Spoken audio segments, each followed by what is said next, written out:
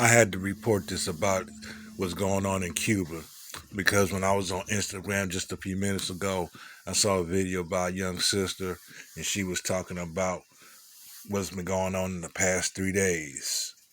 Now, I don't know exactly the date of when that video was posted, but I went on and posted it anyway because at this, from what she described, social media is the only weapon our brothers and sisters in Cuba have because according to her, the the Cuban government is putting out fake news. They are getting help from Venezuela with the military police and all that, basically the same stuff that's going on here in the unentitled states of America.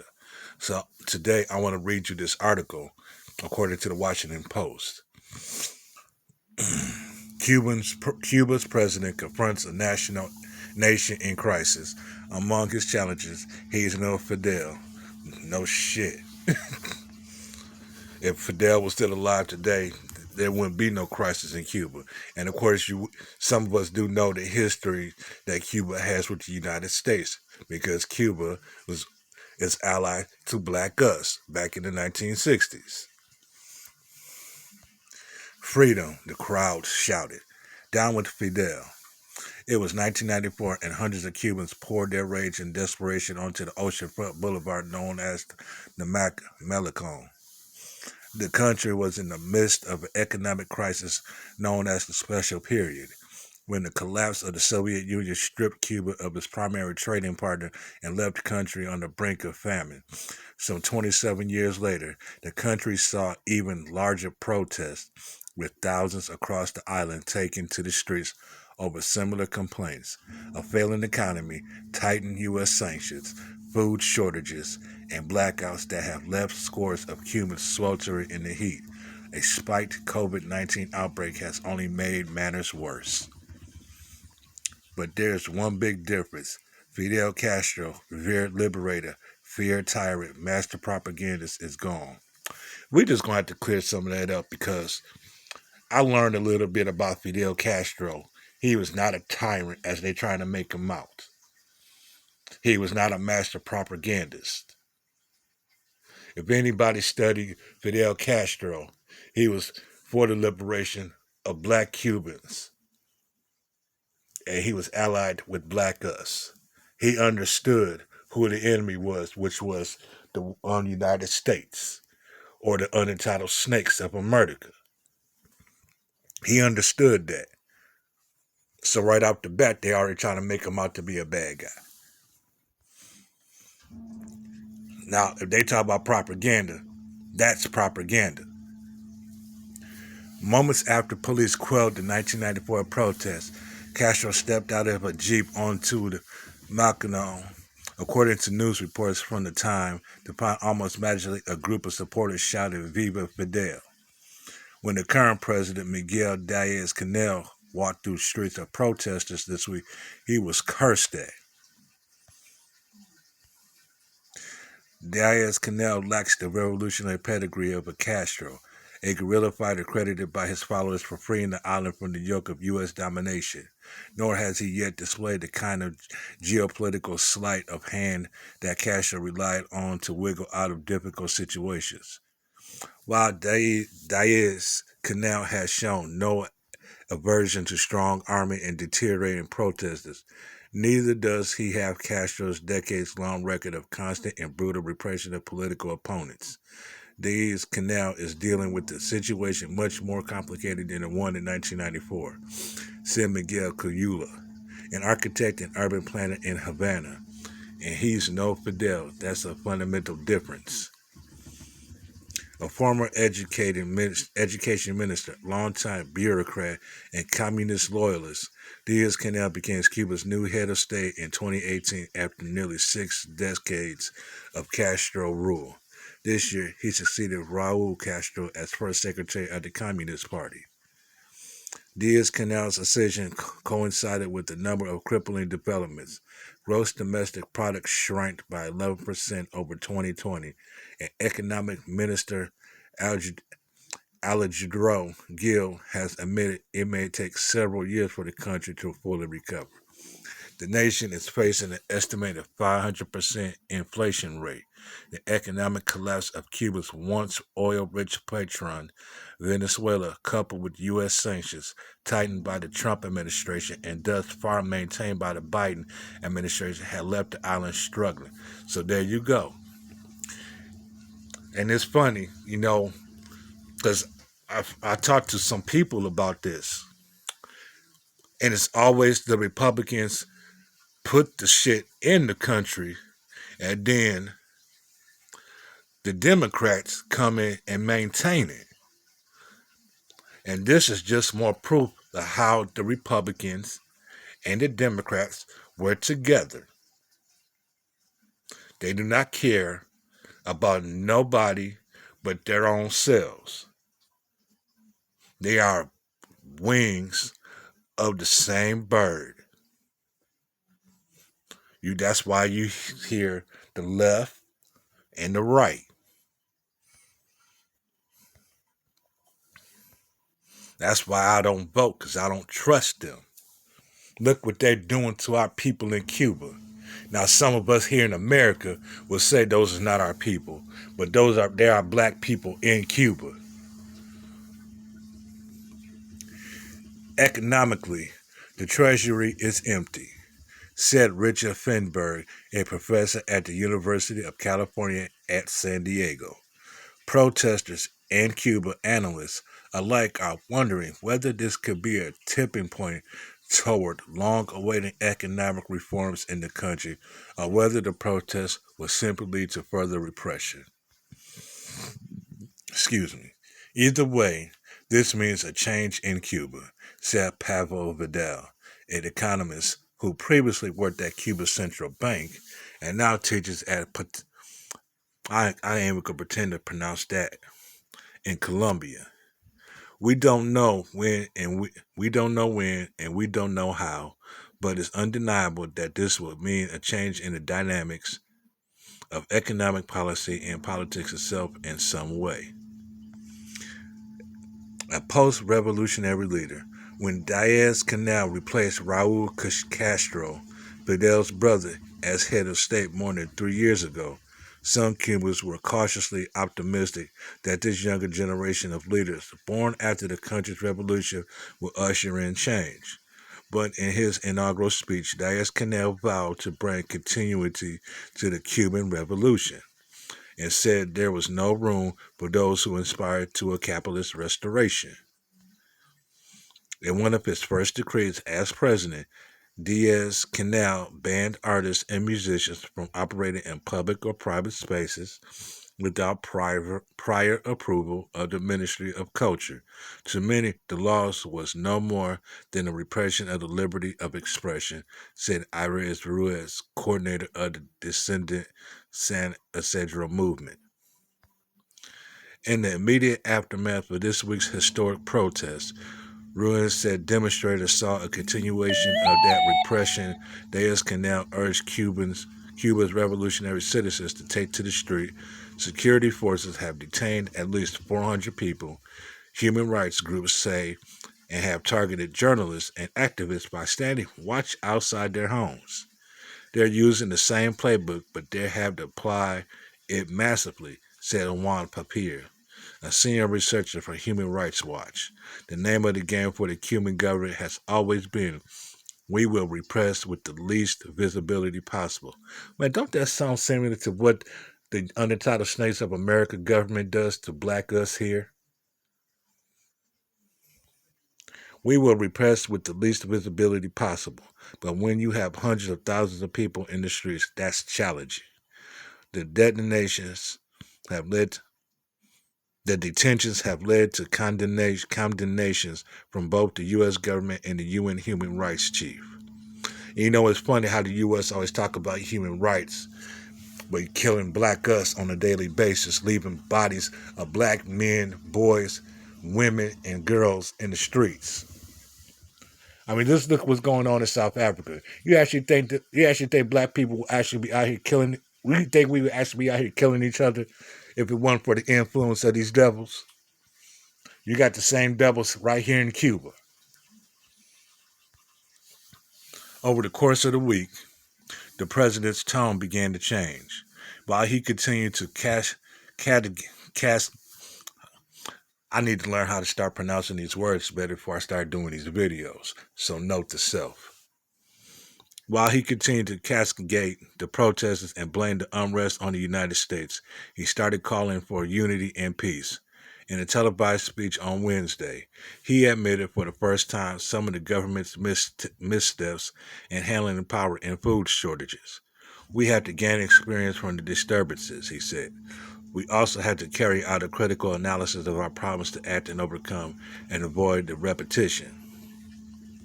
That same day, Prime Minister Manuel Murillo, or however you pronounce that name, I'm not even going to pretend to try to pronounce these names because I'm just going to butcher them, announced some measures that many Cubans have called for since the beginning of the pandemic. He said Cuban citizens will be allowed to travel abroad and bring home toiletries, food, and medicine, items that have been hard to find on the island, without paying customs. The Prime Minister also said officials are working to improve the nation's electricity system and its supply of medicines. Oh, so they still ain't fixed that electrical problem that happened back, I think it was 2, 3 years ago. That Cuba had no power when that hurricane hit over there. I remember that. While some of the analysts and protesters saw these as positive signs, Vidal said the increased customs flexibility will have little impact on the average Cuban family. The majority of families don't have anyone who can bring them medicine or food from outside the country, he said.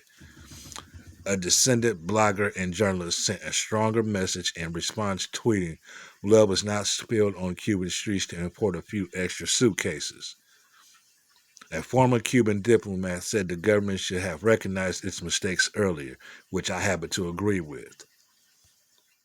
Has confronted the tornado hurricanes. Trump, so he is stressed out. I have no doubt about it, he said.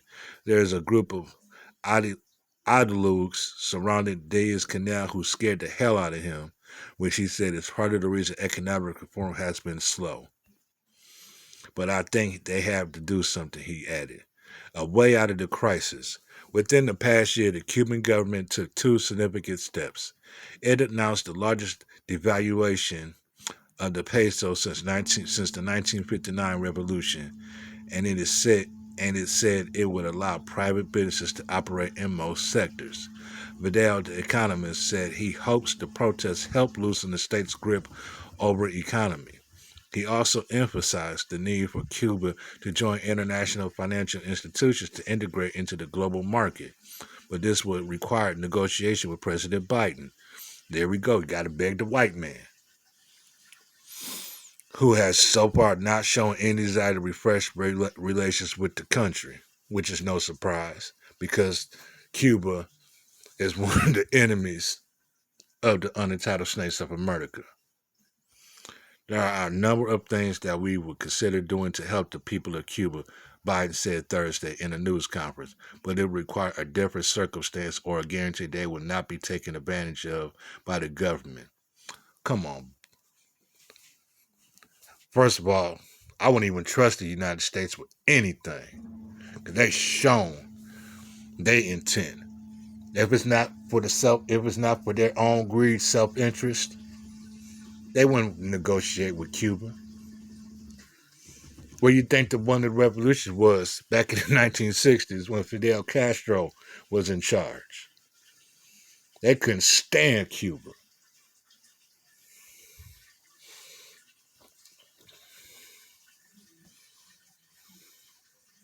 While there are parallels with the protests of 1994, one difference analysts say is that Cuba's current leader has few options even as the patience of the Cuban people is at its ebb. In some sense, Cuba hasn't ever completely recovered. Cuba historian and New York University professor Ada Ferrer said Diaz-Canel can't ask for more sacrifice. Diaz-Canel can't say this is just a blip. It will end. He's unable, I think, to convince the public that there's a fix. And he's unable to use migration as an escape valve for opposition, Ferris said, as Castro did with the Morel boat lift of 1980 and the 1994 exodus to the United States. Many of today's protesters don't want to leave Cuba. Ruins coordinator of the San Isidro movement said they have seen generations of Cubans leave the island, yet life for those left behind hasn't gotten any better, she said. We can't keep going like this, Rose said. As a country, we need to advance. We need to resolve our issues. We need to get somewhere different.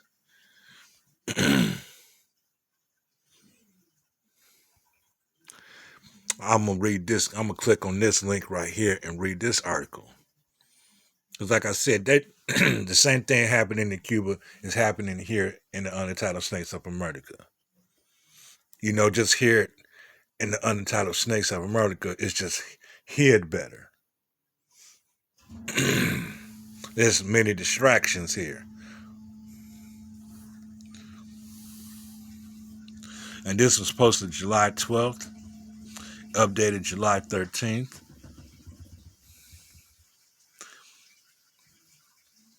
Alfredo Martinez Ramirez was browsing his gray i6 phone in his Havana apartment Sunday when he saw the footage of Facebook Live.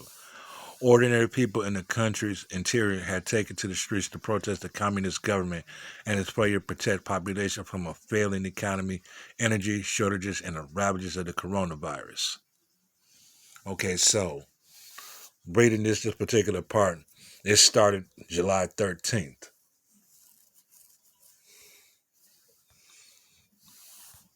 Martinez gasped for months. The 29-year-old civil engineer and activist had joined small protests led by artists and intellectuals, but they had not gained broader traction. This was different. It was the moment so many of us had waited for, Martinez said. There was people who were not political, not intellectuals, the marginalized, people from different social classes, everyone just desperate, just fed up, standing together and screaming for freedom. Because the people are hungry and they have lost their fear. And I'm going to play this video. This is what's currently happening in Cuba. But we don't talk about.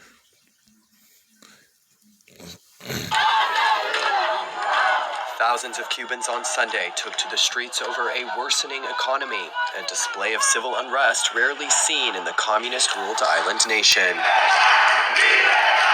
Demonstrators in the capital city Havana chanted freedom amid heavy police presence. Many called for better access to vaccines, while others blamed the government for daily blackouts.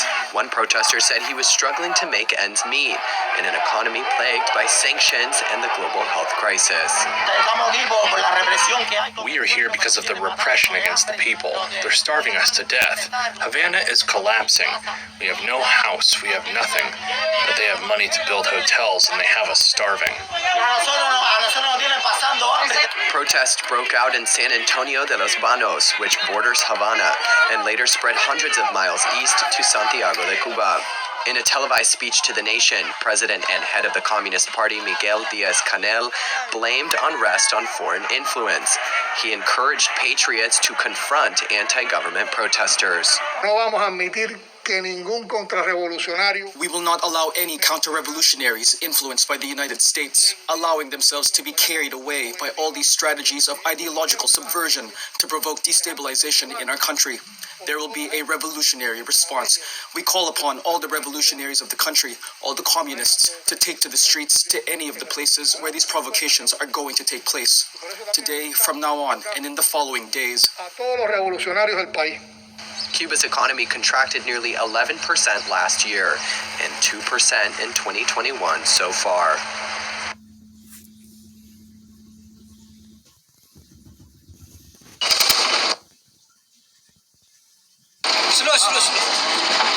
Reuters journalist Danish Siddiqui had been embedded with Afghan special forces in Kandahar province since the start of the week. I just wanted to share that with you, my brothers and sisters.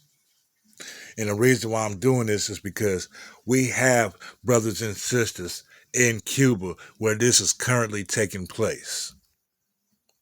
So we have our brothers and sisters in Cuba being oppressed. We have black us here in the unentitled states of America.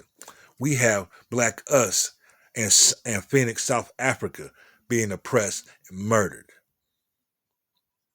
And for what I learned from this young sister and the videos I posted on YouTube just a few minutes ago, or maybe about 20 minutes ago now since doing this video, this is fake news.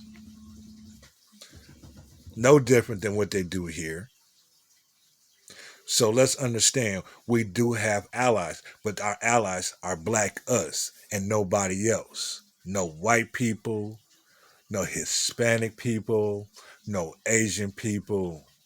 Those are not our allies. They are allied with the pink people. We don't even have allies among ourselves. So we got to be extra careful now. The revolution is coming, but we got to be careful and we got to plan accordingly. History is repeating itself again. So let's do this, my brothers and sisters. I love you very much.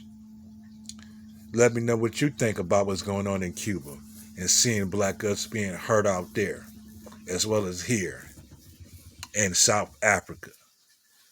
Anywhere we are residing, we are being oppressed by the same pink enemy, also known as the devil.